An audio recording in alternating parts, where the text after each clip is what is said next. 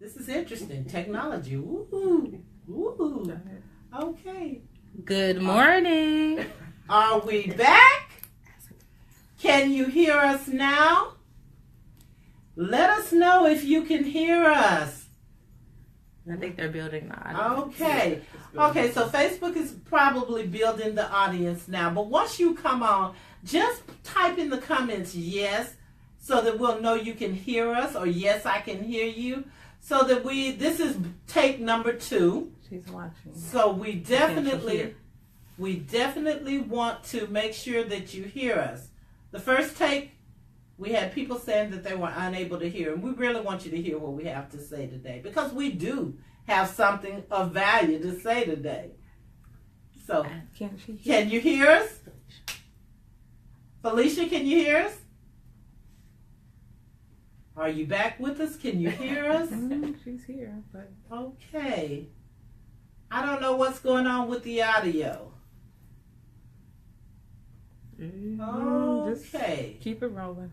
All right. So, what's this one? People are watching. Well, I don't want to just continue to talk and talk and talk and you all not be able to hear what we have to say. I'm telling you, these amazing, phenomenal women that are here with me, they have something to say and something that can benefit you or possibly someone you know, but something of value. So hopefully Facebook will get this all together and we'll be able to go ahead and get the content out there that we want to share. Okay. Somebody respond. I can hear you. Well, they're watching. You're watching? It says good. Annette. Okay. Annette, can you hear us? Annette. Working. Can you hear us? It says working. It's working? All right. It's a time delay too. All right. Sorry. Okay, so we're back and we're late. We were planning to start earlier. However, we experienced some technical difficulties. But nevertheless, we're here now and we're excited about being here. So, I have with me today Courtney Williams. Hello. And Roz Roberts, who are both contributors to the upcoming book, To God Be the Glory, The Manifested Glory of God. And this book is the sequel to God Be the Glory, From Brokenness to Wholeness. And I'm going to do a quick little recap before I allow them to talk about their portions of the book or that particular chapter. But I want to do a recap, a quick little recap from To God Be the Glory, From Brokenness to Wholeness. In this book, I tell my story. I used to tell people my life is not an open book for all the world to read. I later realized my life is an open book for all the world to read. Because in this book, I disclose the good, the bad, the ugly. I talk about my life's experiences, some of the things that I've gone through. I share in this book about the promises that God gave me. The waiting period, the delays, the mishaps, the hiccups, all of these different things. All the many, many, many mistakes that I made, I share. I'm totally transparent in it. I share about the fact how I lost my mother. My mother passed away when I was 11 years old. How I was molested at age 12. How I was pregnant at 15. Had my first daughter, and my daughter was born perfectly fine and later became disabled. How I lost my daughter to death. The loss of my grandmother. Becoming head of household at age 19 with other siblings, having other siblings, and how I stumbled into my good government job, how I had the 3 failed marriages. I talk about so much in this book. I am totally and completely transparent in this book. And why do I talk about it? Why am I telling you about this particular book? I'm telling you about this one because, as I said, to God be the glory, the manifested glory of God. With that, God gave me several promises, a lot of promises in the beginning. See, God speaks the beginning, and he calls those things to be not as though they were, basically. And he gave me several promises, and because of being new to hearing from God, I went around telling people God said, God led, God showed, and all of that. And you know what happens after that. You're isolated, ostracized, called crazy. I mean, it just happens. It's par for the course. So I share those things. But The Manifested Glory of God, as I said, is the sequel and concludes what I deem to be the To God Be the Glory series. So, I'll talk a little bit more about that book later, but right now I want to introduce to you Courtney Williams, who's going to share with you some from what she's written in the chapter Life's Lessons Learned the Hard Way, and then Courtney will turn it over to Roz Roberts where she'll share. Okay. And if you have any questions or anything like that, be sure to let us know. You can enter them on our comments. We do have access to read the comments, and we would love to hear back from you. There should be a discussion, so talk back to us. Good morning, everyone. Good morning. As Regina has mentioned, we've had kind of a technical difficulty type of morning, but we're glad to be here, and we're glad to basically share our experiences, life lessons learned the hard way. And it's not so much to stop, because there's some things that we just can't stop you from experiencing. You have to experience on your own. But our goal is to kind of make sense of those things as you're going through them, shed light, and just allow people who may be discouraged in their season that there's always a lesson learned through the fire, and it's important that we just take them away. Sometimes they come right as you're going through it. Sometimes it comes after it.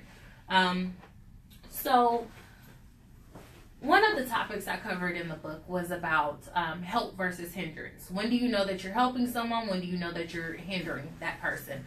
And for me, I had an experience with someone who I really do care deeply about. And it's pretty funny that when I wrote this book, we were no longer speaking, but as of right now, we are in a good place.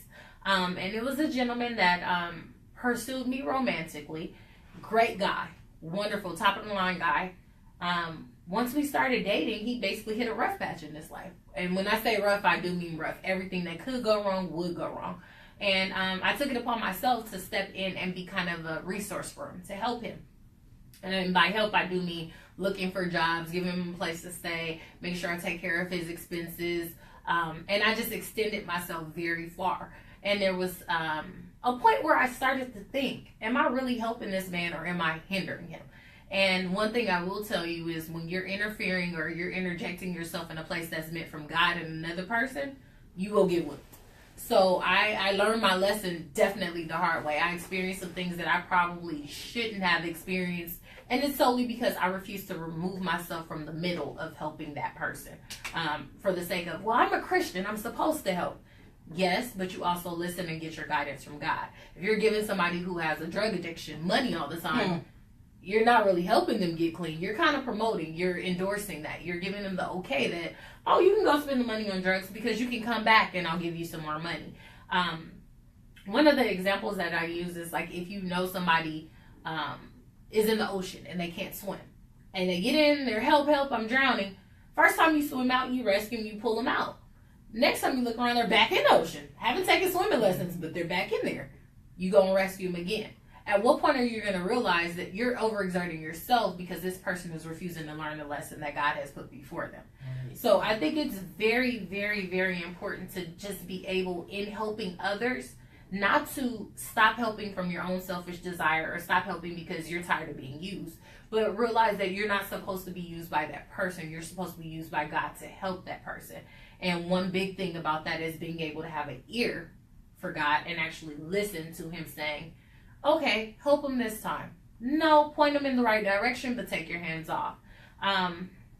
It's hard. It's definitely hard, because for me, I am a nurturer by nature. That is what I do. I'm a fixer. And funny, I kind of find it funny now, but it wasn't then.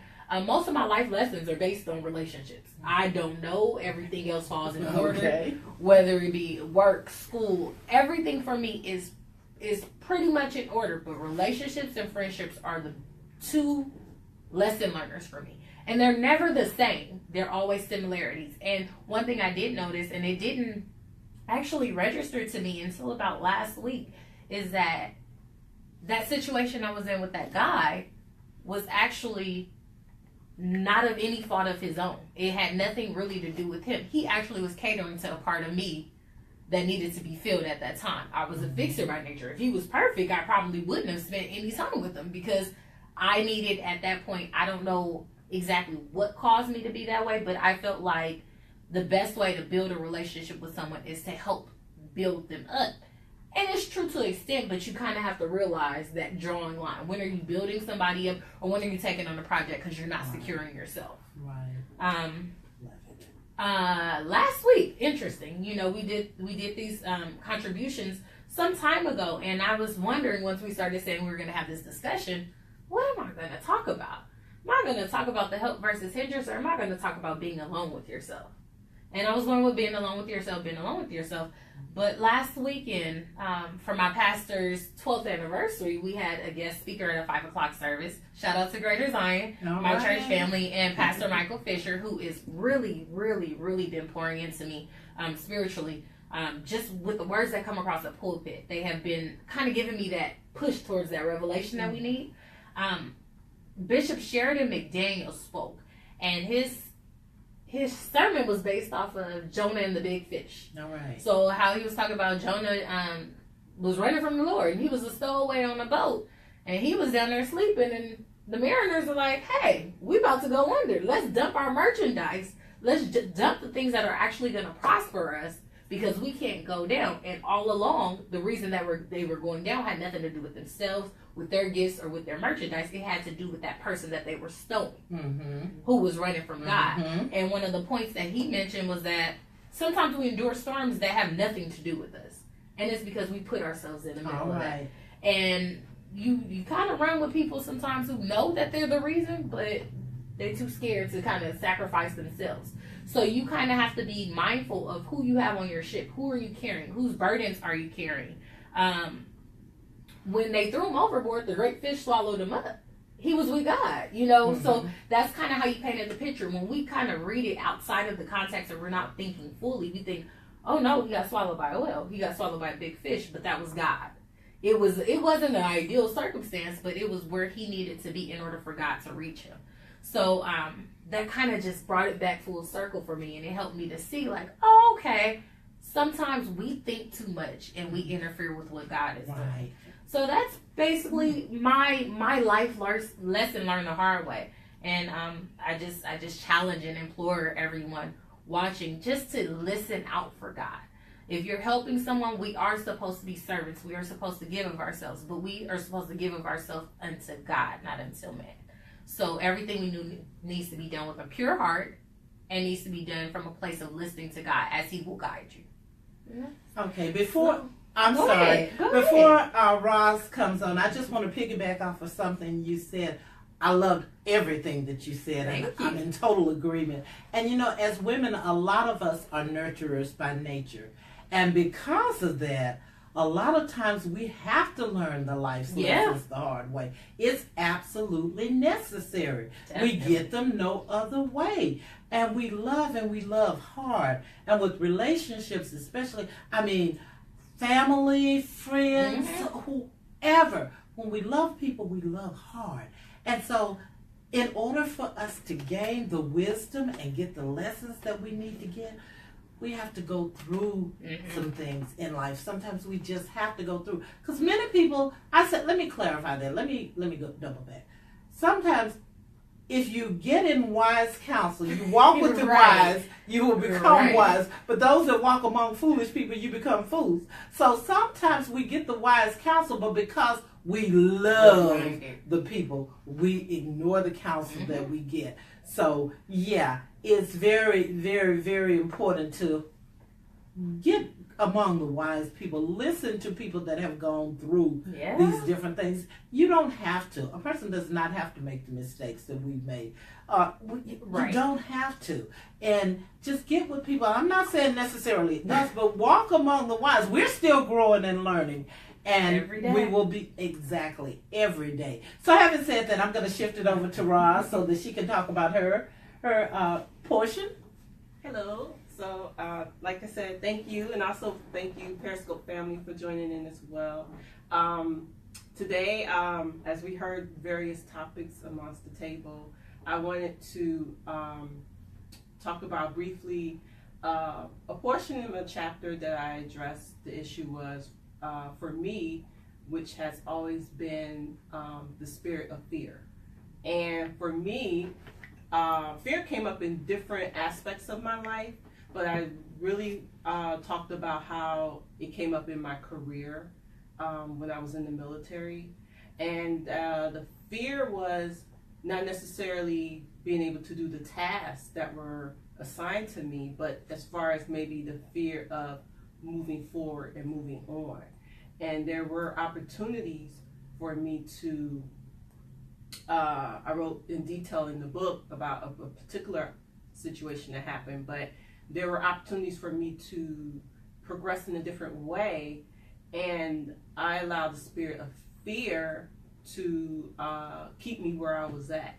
Therefore, thinking that that was a safer place for me to be. And in actuality, it hindered me. And in some instances, I didn't grow from it.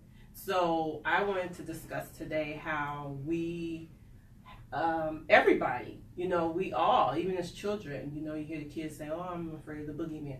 It's this thing within us that feels like we cannot do something, or we're afraid to take, as some people call it, risk, when it's actually just taking advantage of the opportunity. And I have to say too for myself that, you know, some people I see in their lives, they're like, oh, I just do it, I progress. They have no fear whatsoever, and that's a wonderful gift to have, where you have no fear. You just do it. You see a promotion at the job, you go for it. You see another opportunity at a job, you go for it. That's great if you are able to do that. Bless you. But there's a lot of people who second guess themselves. I grew up in a household where the particular era that I grew up in, I'm just gonna keep it real, you know, was my parents grew up in the civil rights era. So everything they did was calculated. They had to be cautious. If they went to a certain town at a certain time of the night, they had to come back. You know, all this fear based on their appearances of being either provoked or, you know, what they say, some people went missing. I'm bringing this up because that aspect of that overall fundamental fear, it keeps in you, and you don't realize how you're carrying that with you and how you're producing it in the generations to come. So as I embarked on my journey in life, I had supportive parents, but they always gave me this word of caution, and they meant well. I know my mom meant very well, and I'm not trying to put her on blast, but that fear would come up. Well, I don't know. What do you think? I'm not too sure. How about? And I realized that that part of me was that voice in my head. So every time an opportunity would come up in life, I would be like, well, I don't know, maybe I should, maybe I shouldn't. And then we get to a point too, where from that fear, we may jump into a situation where we feel like we have to, what I call settling. There have been situations where I knew something wasn't right for me, and I had it in my heart, I knew the feeling, and instead of praying about it, meditating about it, seeking guidance about it, or did seek guidance but still wasn't unsure, I ended up going to take it because it seemed better as a presentation to everyone else. Now, I know we're not supposed to live for everybody else, but a lot of times things, let's say somebody who's looking for a job and they're like, oh, well, I really don't like this job, but I'm going to take it anyway because I need to pay bills, I need to take care of my kids, whatever is needed. They're allowing the spirit of fear to come in to tell them, okay, you don't deserve anything else better that I can present you later. Maybe you just have to wait a few more weeks. Maybe you have to wait a few more months. But because you don't trust and believe, you end up settling. And that settling is just as bad as fear. And so what I tell myself still is that, and I'm work through progress, is that a lot of times, a lot of things are not meant to be shared with everybody. Amen. Amen. You have to do things for yourself, and that's what they say. You seek God. You seek your whoever you worship to. You seek who you seek as your counsel, because other people mean well, but they're not actually living in your shoes for you to tell you how to go forward. So my mom meant so much well, But because of what she grew up as a child in the 60s and the fear of you can't do this as a black person and you got to be careful what you say, how you talk, and this and that, that came into my generation of, well, you know, even though we didn't have that problem anymore in my generation, it was more so, well, I don't know, you should just be careful. And so that carefulness came in everything that I embarked in my life, career, opportunities. And I've been learning how to go within to get without. So I would just wrap up to say that if you're in a place now where you're coming across, trying to make a decision, you're in this moment in your life where you're changing direction, seek within. Ask God for the direction of what you're supposed to do. Maybe you are supposed to wait for a moment. Maybe you are supposed to just go right now and take that opportunity. But it's best that you know what you want out of the situation, because if not, you allow other things to create chaos in your life. Mm-hmm. So that's what I wanted to mention about. And yeah, fear. Just tackle the fear each day at a time. So, yeah. All right. You know, fear is very real. And so is faith, though. Yeah. Faith is very real as well. And I know the Bible says if we have faith as a grain of mustard seed, if we have faith, just a tiny grain of mustard seed, we can move mountains. A lot of times it is, and I'm piggybacking off of what you said, a lot of times I think that we tend to, because our parents meant well, but they learned from their parents, and they learned from their parents. And so a lot of things trickle down, and we find ourselves doing things because this is the way it's been. This is the way it's been. Not realizing that the changes continually take place. So what worked for our parents, it may not necessarily work for us. And when people come to the realization, I didn't realize a lot of things that I did was about people pleasing. Right. I thought I was being a good person. I love people. I love God. I love people. I thought I was being a good person. But I had to learn to say no to people without feeling guilty. Yeah. I had to learn to be true to myself. You know, Shakespeare, to thine own self be true. I had to learn who Regina was. I had to learn whose I was. And with God as the head of our lives, you know, Matthew 6:33 says, seek ye first the kingdom of God and his righteousness, and all these things shall be added unto us. And the Bible tells us whatever God has put in us, he gives us these visions and dreams to do these great things. And it's not for our glory. It's not about us. It's for his glory. He gives us these things, and he strategically places different people in our lives to help teach us things to do, to help us to share with or impart wisdom that we've learned. But if we put our faith and our trust in him and say, okay, God, you know, it's called surrendering, basically. It's throwing up your hands up. It's just throwing up your hands and saying, you know what, God, I know I'm destined to win. I expect greater. I expect to win. I know this, God, because your word says it. And when we start to really believe what the word of God says, and to believe in ourselves and walk it out. And it is a process. It's a lifelong process, because we'll continue to grow. We'll continue to learn. But when we start to recognize the greatness that lies within each and every one of us, God didn't make any junk. And fear paralyzes people. It cripples people. People have told people, and I haven't been told this personally, but I've heard stories where people have been told, oh, you dropped out of school, you messed your life up, you had a child at an early age, you just screwed it up, you'll never be anything, or you had a good job and you walked away. Are you crazy to start a business? Have you lost your mind? You know, and some people cower back, and because of what the people say, then they cower and they shrink, and God didn't mean for us to do that.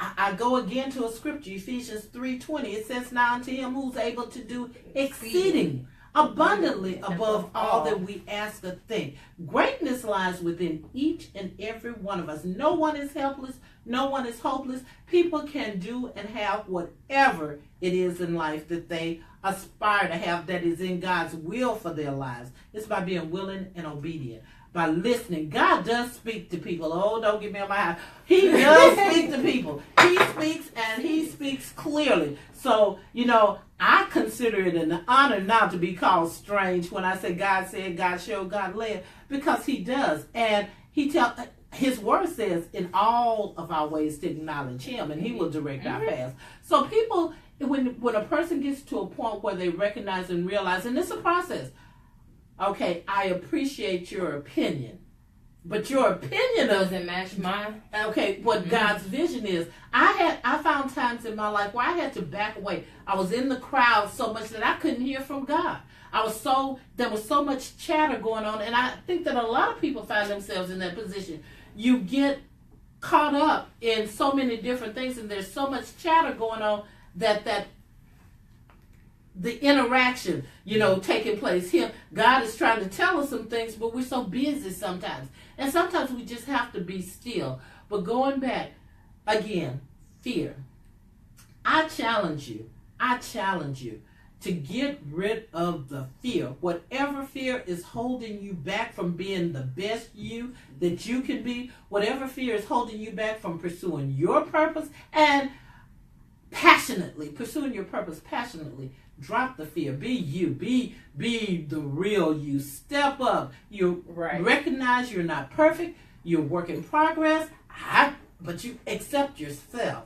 And I love Whitney Houston's song, The Greatest Love of All. Learning to love yourself is the greatest love of all. And there's a portion in there that says, I decided long ago never to walk in anyone's shadows. If I fail, if I succeed, at least I'll live as I believe. That should be what we all adopt. That should be what we all say. Don't allow people to tell you what you can and cannot do. Don't allow people to tell you what you can and cannot be. Don't allow people to have you feeling shame or guilt or anything or condemning you because of past mistakes. The scripture says again, therefore, if any man be in Christ, he's a new creature. Old things are passed away, and behold, all things have become new. So when people tell you these things, flip the script on them. Give them a word. They'll look at you like you're crazy, but that's okay. Just walk on the way. A little bit. It's okay. Yeah, you might be. Hey, we're peculiar anyway. It's okay. And I know for me, honestly, I definitely battle a lot with fear. And I can't say one person told me anything. Okay. What do you do at that point where you're your own enemy? Ew, you give yourself Ooh. the fear. Yeah. Now, Ooh. like I said, it's one thing about me. God has blessed me. God has blessed me abundantly in terms of all of my endeavors through school, through work, my family. I have a set of the most amazing parents. Okay. Honestly, my mama, she's a little bit off. She didn't mean it, Connie. No, I did. But she would always tell me, like, you're amazing, you're the best, you're this, you're that. Okay. And at some point, you have the people whose parents tell them all of that, and they believe that they can do things that they maybe shouldn't do. I was the opposite. I was like, this is my mama. She's supposed to say it. Mm-hmm. What if I'm not able to do it? So I started to paralyze myself. And then when you have all these successes, you get to the point like, do I want to run this streak with a family? Do I want to? Right. Or you sit there and say, I don't know if I'm going to win this one. Do I really want to take that risk? And that's something that I've constantly battled with. And up until very, very recently, it started to be chipped away at when you see, when you make these small moves and watch how God works. Like, you take one step and he just propels you forward. And you're like, wait a minute. Okay, well, if you put me here, then I should be able to do it. Right. And I think it all comes to perspective. Yeah, okay. And realizing that what God gives you, what the vision he gives you, the things he speaks to you about, when you seek your wise counsel, honestly, they should be confirming what God is showing. Exactly. And that's how you know it's real. Yes. When God's telling you can go take over, you can go ahead and make a life in these young women's lives, you can change where we are now, and somebody comes to you with I don't know if that's what God told you. That's when we have to kind of combat that and say, stop, cancel. Okay. My friend always say, cancel. Okay. She would always tell me that, and I thought, it's a joke, it's funny, But that's the reality. If it doesn't line up with what God has shown you, you know it's not of God. Mm-hmm. And that's how we kind of combat fear. And like you said, you got people telling you this, you can kind of combat that. But when you have the fear among yourself, that is a war. That's a war. That is definitely a war. And it's very important that you kind of surround yourself with people that are like, yeah, get over it. We're going to do this. And that's what I can say you honestly do for me. I don't like it all the time. I really don't. Okay. I don't. And Okay. I have another minister at my church, Mr. Keela. She was like, you gonna do this. Okay. And it is one of those things where it's a bit scary going forth, but when you see people in positions that they have walked that walk, they have talked that talk, and they have actually, they're the manifestation. They actually show on the other side of when you take this jump, where do you end? You have no choice but to say, okay, well, God took care of him. Mm-hmm.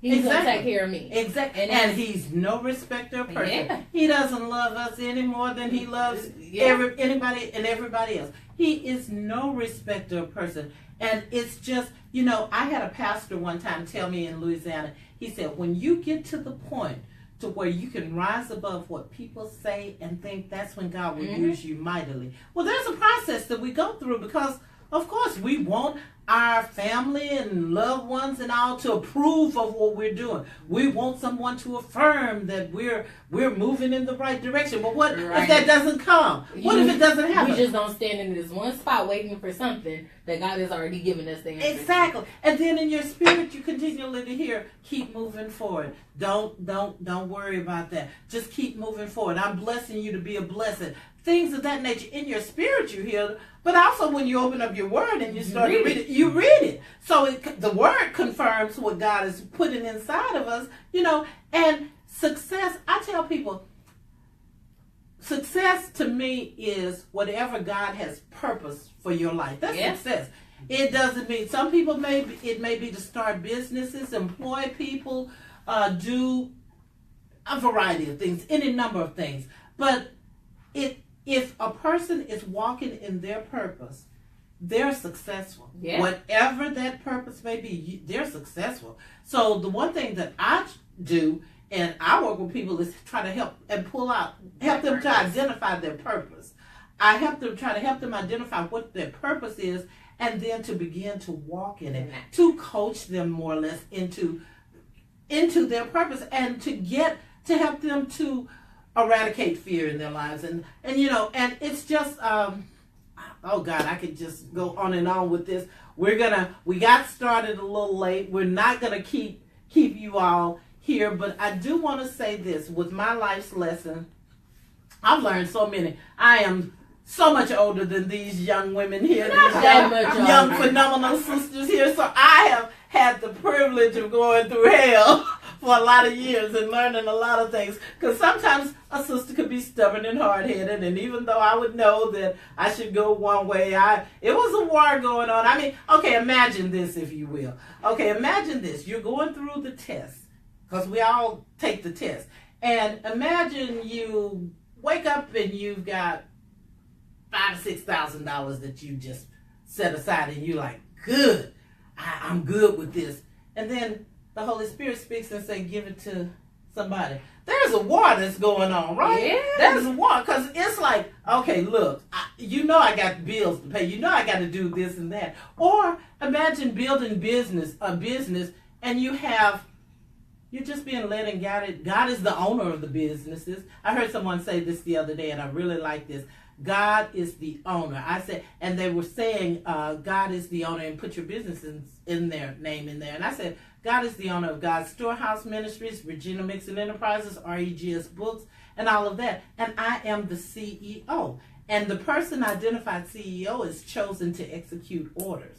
I'm chosen. And that's what we all are. Whatever our businesses, whatever, God is the owner. And when you recognize that, it's just that awakening that takes place. And when I had this great awakening that took place in my life, I realized I could do all things through Christ who gave me strength. So I was running around doing all kinds of different things, not realizing that I wasn't to do all things, okay, but I was like, okay, there are so many opportunities abound everywhere, so I'm going to learn this and I'm going to learn that, and I didn't stay in my lane. So God had to get me back to get me back in focus and say, stay in your lane. Remember what I called you to do. Encourage people, tell them my goodness. All these different things. Provide the services through my businesses that I've given you. And one of the most devastating things in my life, because I've had many, but one of the most devastating things in my life that took place in 2015 actually turned out to be one of the best things that could have happened to me. And that was the planning of the Meeting of the Minds event, networking event. And that was in the book. I share life's lessons learned while planning an event.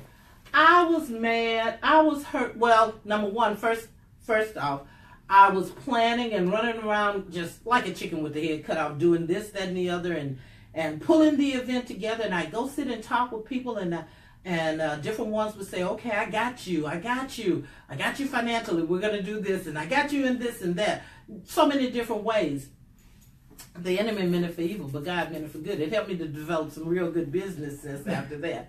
But, okay, and I'll just go ahead and drop this right now. When a person, if you're conducting business, you make sure you got an agreement in place. Don't go with a handshake and a smile, because those things are subject to change. You'll go back later and you get a frown and I'm not helping you. But that's more or less what happened with me. I set off to plan this event, this grand event, to honor people, to bring in great speakers, to talk to different ones from all walks of life about starting businesses, education, things of that nature. Gospel recording artists. Had a lady, and you'll hear her song at the end of this, had a lady fly in from Louisiana. Oh my God, she flew in and she was devastated. I was devastated because the event did not take place. Banners, red carpets, poles, souvenir books, you name it. The event did not take place.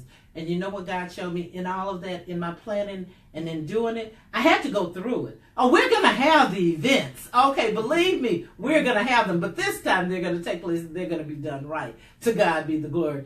But what God showed me is I put too much trust in people and what they said. And that helped me actually to develop better business sense. So now, prior to that, I would go to different ones, and I've had many people, and I know anyone who's been in business has probably had similar experiences. I paid people to do jobs they never did, and then got upset and angry at me when I questioned them about when are you going to do it, or are you going to refund the money, or anything like that. I put myself in a lot of positions by trusting people.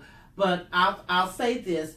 Psalms 118:8 became so deeply embedded within me. It's better to put your trust in God than to put confidence in man. And we all are subject to let each other down. So anyway, look for the book. Okay, so I want to tell you, we're getting ready. I'm setting it up so you can pre-order the book. We'll have it set up on my website, ReginaMixonEnterprises.org. You can go to REGS Books and click on the link, or we just may put the link on there for REGS Books /books, REGSBooks.org/books. Also getting it set up for pre-order on Amazon.com and BarnesandNobles.com to give you several options of pre-ordering the book. To get the full benefit of the whole story, actually, I would encourage you to get To God Be the Glory From Brokenness to Wholeness. And what's in it for you? What's in it for you is, I'll just say with some of the comments that I've gotten from the readers of the book, many people have said, the first book, many people have said that they've seen themselves in the writings. They've seen themselves. And when they were able to laugh, because I use humor, I mean, there are serious parts. You'll laugh, you'll cry, you'll get angry. You'll go through a range of emotions. But I've had people tell me when they were able to read mine and the humor used in some of it. I mean, okay, imagine seeing someone driving your car while you walking to and from work and somebody passes by you in your car. That's just one example, okay? There are many. But people said they were able to break free. And that's what it's all about. This is about freedom. This is not about elevating any of us here today. But this is about freedom. This is about you, the reader, the viewer, just having this awakening and know if God has given you any promise, if he's given you any promise, your being willing and obedient will bring about the promise. And if God has told you certain people will do certain things and all of that, let me tell you one thing, what God will not allow. He will not allow anyone to hold up his program. Amen. And in the words of Miss Beyonce, she says, and I said, God says it too. Basically, you must not know about him. He could have another me, you, or you in a minute. So don't forever start to thinking that you're irreplaceable. Amen. And then think on these things. A lot of people have died, gone to the graves with their gifts inside of them. The gifts that God has given you, the purpose that he's put in your life is for you. It's blessed for you to be blessed, to be a blessing. So remember that as you go about throughout this day. You can reach out to us. You can connect with Courtney. Nicole on Facebook. Right. And any other? On Instagram, N-Telexcee. The letter N, TELLECTCEE. And that is my Instagram and then Facebook as well. Okay. And Roz? I'm Roz Roberts on all social media tags. You'll see me. Some picture of me, some form of me. Out there. Okay. And I want to give a shout out to a few people before we shut down. I want to give a shout out to Dee Ellison, who is behind the scenes. Woo-hoo! And she's operating the camera. We appreciate you. Go Dee, we do. I want to give a shout out to Mark Bryan and Felicia Tatum and my grandson Jordan, all of which are authors under REGS Books Publishing. Woohoo! I want to give a shout out to some pastors. I want to shout out to Pastor Rodney Williams. I want to give a shout out to King Solomon Baptist Church in Sibley. Dr. Charlie Windsor. He was formerly pastor of New Light Baptist Church in Minden. Reverend W. Terrell Sneed II, pastor of Worship Center Community Church. Pastor Charlie Green, pastor of St. Matthew Missionary Baptist Church in Los Angeles. Let me go back. Worship Center Community Church in Compton, in the city of Compton. Bishop Maurice Johnson, pastor of Kingdom Life in the city of Compton. Pastor Ron C. Hill at Love and Unity. And Pastor Bishop Noel Jones, all right, and you all know where he is, okay, in the city of Carson. And I just want to say thank you to each and every one of you and to so many others. So, the book's release date is scheduled for August 19th. The wait is over. This book will be placed in print. So, yay! We're excited. And it's August 19th, and we will have on the Facebook pages links to show how you can go in and obtain the books. And when we schedule the meeting of the Mind Networking event, we invite you to come because we will tell you in advance what's in it for you. If you aspire to do many things, anything or many things, we will have someone available who can help you and guide you and show you or tell you some things, get you started. Once you get started, it's amazing what takes place once you get started. But get you started moving into your purpose. We say thank you, and we're going to close out with this song, and it's by, you want to put the cover up there? It's by, I'm sorry, I'm stuttering and stammering. This is gospel recording artist Angela Wills, and she was the person who traveled from Louisiana to California at her own expense for the event that did take place. But it's To God Be the Glory. Get that CD. She wrote it for me to accompany the book. And so just listen to the words as we go out. Have a wonderful, blessed day. We love you and thank you for taking the time to be with us.